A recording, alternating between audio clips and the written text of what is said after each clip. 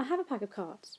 What is the probability of me picking a heart or a diamond? Let's have a look at this first question.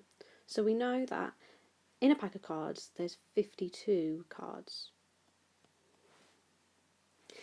And a heart, there's 13 of those, and diamonds, there's 13 of those. So if I got the heart is 13, and then the diamond is 13 as well. So the probability of picking either of those, or, so if it's or, it's going to be, when you add them together, so 26 out of 52, which would simplify to a half. But the point that I'm trying to emphasise here is that it's or, so we're adding. What was probably picking a heart and another heart? Now we can do this using a sample space. So if I have my sample space over here, I can either have hearts, diamonds, clubs, or spades.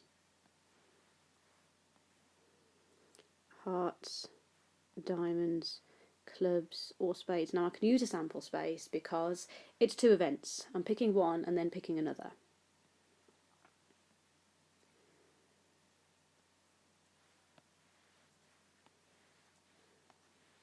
Heart and heart.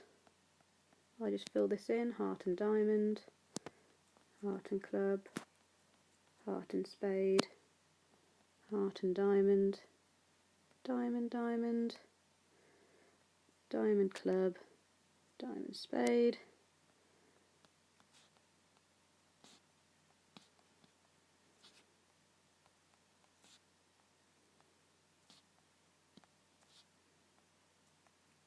okay, so I know the probability of picking a heart.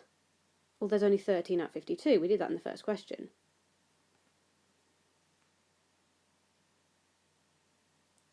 But I am going to simplify that. I am going to simplify that now to it's a quarter. Okay.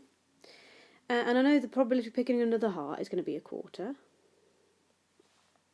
And if I look at my sample space, I can see that there's only one heart and a heart in all of that. So that's 1 out of a total of 1, 2, 3, 4, 5, 6, 7, 8, 9, 10, 11, 12, 13, 14, 15, 16.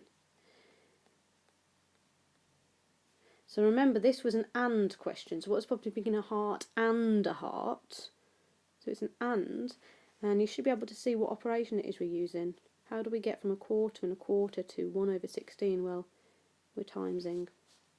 So if it's or, we're adding. If it's and, we're timesing.